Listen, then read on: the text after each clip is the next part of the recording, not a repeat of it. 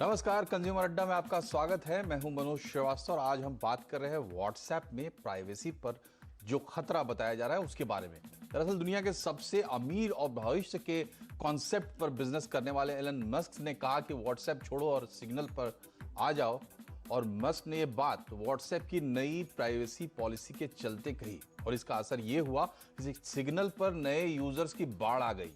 दरअसल social media और internet कंपनियों की प्राइवेसी और डाटा यूज पॉलिसी को लेकर कोई ना कोई विवाद हर समय चल रहा होता है, लेकिन इस बार कुछ बात है कि इस पर जबरदस्त चर्चा है। पहली खास बात तो यह है कि इस विवाद का सबसे बड़ा और पहला अखाड़ा बना अमेरिका में और संयोग से अमेरिका इन कंपनियों का भी अखाड़ा है। और क्या खास बातें हैं इस बार व्हाट्सएप प्राइवेसी विवाद में, ये समझेंगे हम अपने नजरिए से और जानेंगे अपने एक्सपर्ट्स से। एक्सपर्ट्स का एक ऐसा पैनल हमारे पास है जिसको आप एक बहुत ही अच्छा व्यू जहां से आप पा सकते हैं। Cyber security researcher Rajshekhar Rajahariya हमारे साथ हैं, साइबर लॉ एक्सपर्ट और वकील आशुतोष श्रीवास्तव हमारे साथ हैं और साइबर एक्सपर्ट रितेश भाटिया भी हमारे साथ हैं। तो आप तीनों का बहुत बहुत स्वागत है। सबसे पहले राजशेखर जी, हम आपसे ये समझना चाहेंगे कि इस बार ये जो इतनी बड़ी चर्चा हुई है, क्योंकि प्राइवेसी और डेटा यूज को लेकर हमेशा कुछ ना कुछ तो चलता ही रहता है, क्योंकि ये बड़ा प्लेटफॉर्म है व्हाट्सएप। दूसरी बात ये है कि अमेरिका से ये विवाद जो है वो मौजूद हैं, जिसमें से एक व्हाट्सएप है, एक आपका सिग्नल है, एक टेलीग्राम है। अब इन तीनों ऐप में एक छोटा छोटा सा डिफरेंस है जिसको शायद लोगों को पूरा समझ में आया नहीं है। यहाँ पे जो व्हाट्सएप है, व्हाट्सएप एक ऐसा ऐप है जिसको हर इंसान यूज कर रहा है आज के दिन में, चाहे आप कोई भी हो, हमारे घर परिवार सब जगह। वहीं अगर आप टेलीग्राम पे आ जाते हैं तो अब प्राइवेसी की बात हम बाद में करते हैं। टेलीग्राम एक ऐसी ऐप बन चुकी है जहां पे जितने भी इलीगल काम होते हैं या फिर जितने भी ग्रुप्स हैं, आप टेलीग्राम के ग्रुप्स के अंदर जाएंगे तो आपको वहां पे ओटीटी प्लेटफॉर्म के सारे जितने भी आपके मूवीज हैं, शोज हैं, वो आपको फ्री में मिल जाएंगे, अदर चीजें आपको फ्री में मिल जाएंगी। तो इलीगल कामों के लिए मैक्सिमम टेलीग्राम का यूज होता है। और टेलीग्राम के साथ में गवर्नमेंट के साथ में भी एक छोटा सा इशू है कि टेलीग्राम कभी भी गवर्नमेंट के साथ में इंफॉर्मेशन शेयर नहीं करती है, ना पुलिस को कोई इंफॉर्मेशन शेयर करती है।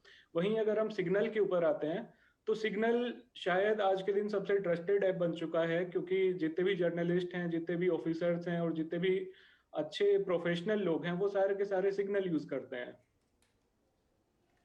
नहीं, ठीक है, लेकिन इस बार जो व्हाट्सएप का जो नया एक प्राइवेसी अपडेट आ रहा है, जिसके साथ व्हाट्सएप ये कह रहा है कि अब 8 फरवरी की डेट रखी है, उसके बाद आप व्हाट्सएप यूज़ नहीं कर पाएंगे।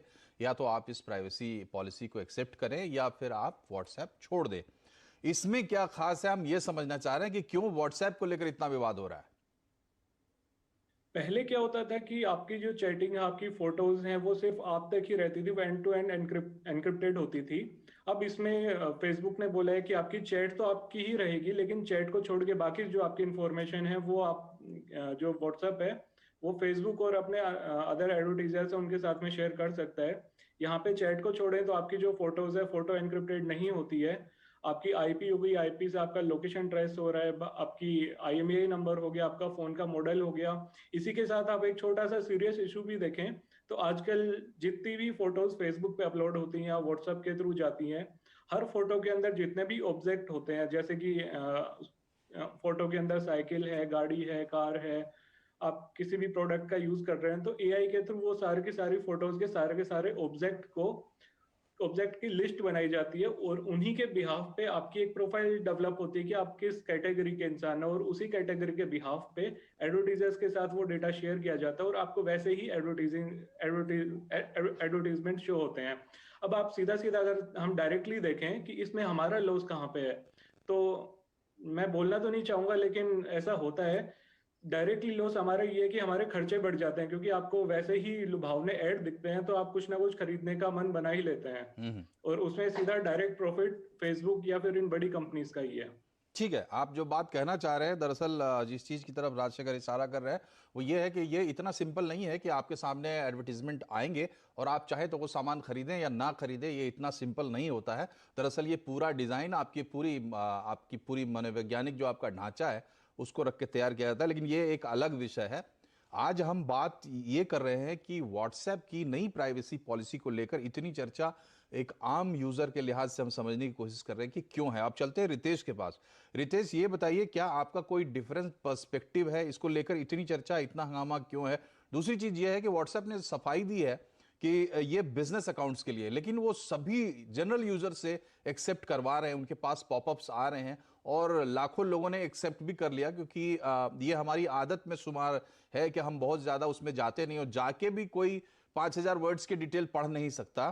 तो क्या आपका कोई डिफरेंट पर्सपेक्टिव है, और ये जो व्हाट्सएप की सफाई आई है इस पर आपका नजरिया क्या है? तो देखिए, व्हाट्सएप एक ऐसी कंपनी है जिस पे बिल्कुल भी भरोसा किया नहीं जा सकता है। वो शुरू से उसने ऐसी हरकतें की हैं, हर टाइम उसने हर गवर्नमेंट को, वो कोई भी देश का हो, भले वो इंडियन गवर्नमेंट हो या यूएस की गवर्नमेंट हो, उनसे हमेशा मतलब उनको निराश ही किया हुआ है। काफी सारी चीजों पे जैसे उन्होंने झूठ भी बोले हुए हैं, और हमें पता है इन सब चीजों से इफेक्ट क्या होता है। अभी जो ये कर रहे हैं वो, मैं इन शॉर्ट में अगर आप मेरे को पूछेंगे तो मैं बोलूंगा ये डिजिटल दादागिरी है। कि क्योंकि इसके पहले मतलब आपके व्यूअर्स पे हमने व्हाट्सएप यूज करना चालू किया इतना ज्यादा, और वो हर पॉलिसी में हर टाइम हर 6 महीने जब अपनी पॉलिसी अपडेट करता था। ने व्हाट्सएप को टेक ओवर किया, जिसके जिसके बारे में भी तमाम तरह की चर्चाएं हैं, और उस पर भी तो क्या उसके बाद कोई खास चेंजेस आपको फील हुए, या आप शुरू से मान के चल रहे हैं कि व्हाट्सएप की पॉलिसी में ये चीज रही है? व्हाट्सएप की शुरू से ही ये पॉलिसी में रहा है, लेकिन जब उन्होंने फेसबुक ने जब टेक ओवर किया तभी भी उन्होंने एक अनाउंसमेंट किया कि वो प्राइवेसी मतलब कोई भी हमारा डेटा शेयर नहीं करेंगे। फिर 2 साल की तरह से ट्रस्ट में ले लेता हूँ वगैरह। हम पूरी दुनिया कम से कम चल रहा है, तो आशुतोष ये बताइए कि ये एक कंपनी की पॉलिसी है और दूसरी तरफ सरकार की भी पॉलिसी होगी, यूएस लॉज भी होंगे, रेगुलेटर्स हैं, सब कुछ है। गैप कहाँ है कि ये विवाद हो रहा है? अगर कुछ गलत हो रहा है तो उसको जो हमारा जो उनका व्हाट्सएप का उस डेटा को फेसबुक के डेटा से इंटीग्रेट करने की बात हो रही है। अभी ये जब 2009 में जब व्हाट्सएप आया था इंडिया में, तब उन्होंने कहा था कि हम कोई भी डेटा जो है हम सेल नहीं करेंगे या किसी थर्ड पार्टी को हम ट्रांसमिट नहीं करेंगे किसी भी हाल में। लेकिन एक्चुअली चेंजेस जो गैप है वो इसलिए है इंडिया में क्योंकि हमारे पास डेटा प्रोटेक्शन लॉज नहीं है। और ये डेटा प्रोटेक्शन लॉज जो है वो जैसे यूरोपियन कंट्रीज में है, तो वहां पे इसको जो है रेगुलेट किया जाता है। तो उसको एक जो है रेगुलेशन एक्ट है जो इसको पूरी तरह से रेगुलेट करता है, इसको कंट्रोल में रखता है। बट हमारे यहाँ इंडिया में ये नहीं है। हालांकि एक हमने पर्सनल डेटा प्रोटेक्शन बिल हमारा है जो पेंडिंग है, जिसको पार्लियामेंट ने इंट्रोड्यूस किया था ये जो है श्री कृष्ण कमिटी के रिकमेंडेशंस पे, लेकिन वो इंटीग्रेट नहीं करने देना चाहिए, उसको रेगुलेट किया जा रहा है। तो जैसे रिलेटेड अगर डेटा लीक होता है तो इवन लाइफ इम्प्रिजनमेंट या वो अपने हिसाब से उसको चलाते हैं, फिर आपका डेटा।